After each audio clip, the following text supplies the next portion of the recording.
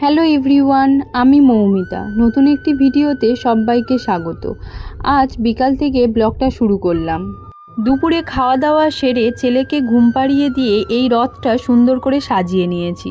ঘুম থেকে উঠে ছেলে দেখে খুব খুশি হবে।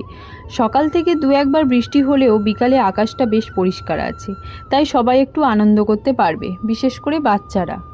তারপর আমি চললাম ঠাকুর ঘরের বাসনগুলো মেজে নেব। সকালে ঠাকুরকে একবার ভোগ দিয়েছি, কিন্তু আজ তো রথ, সকালে ফল মিষ্টিটা দেওয়া হয়নি, তাই ভাবলাম সন্ধ্যায় একটু ফল মিষ্টি দিয়ে ভোগ দেব। ছেলেকে নিয়ে একটু বার হব, তাই বাসনগুলো আগে মেজে রাখছি। এরপর আমি সুন্দর একটা শাড়ি পরে রেডি হয়ে নিলাম। ছেলে ঘুম থেকে উঠতে ওকেও রেডি করে দিলাম। ও খুব খুশি আজ রথ টানবে। আগের বছর রথও আনা হয়নি, আর ও তখন অনেকটাই ছোট ছিল, সেরকম কিছুই ওর মনে নেই। রথ বার করতে দিদা ঠাকুরের প্রণাম করতে এলো, তাই আমি আবিরের টিপ দিচ্ছি। এদিকে আমার ছেলেও আমার মাকে দিয়ে দিল। আমরা এখন যাচ্ছি আমাদের গ্রামে রথ পূজা দেখতে। আমাদের রথটা নিয়ে পূজা হচ্ছিল যেখানে, সেখানে দিয়ে দিল।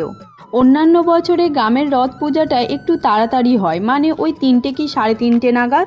এবছর একটু দেরিতেই পূজাটা হচ্ছিল। আমরা এখানে একসাথে দাঁড়িয়ে পূজাটা দেখছিলাম, আর এদিকে বরণ শেষ হতে ঠাকুরমশাই পূজা করতে বসে গেছে।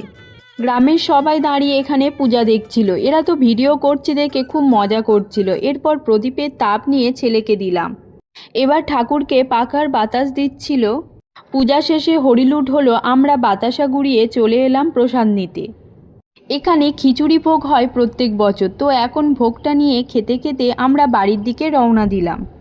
বাড়িতে এসে ঠাকুরকে ফল মিষ্টি আর সাথে বাদাম ছাপা, চিড়ের ছাপা, মটর ছাপা এগুলো দিয়ে ভোগ দিলাম। এরপর ধূপ প্রদীপ দেখিয়ে সন্ধ্যাটা দিলাম।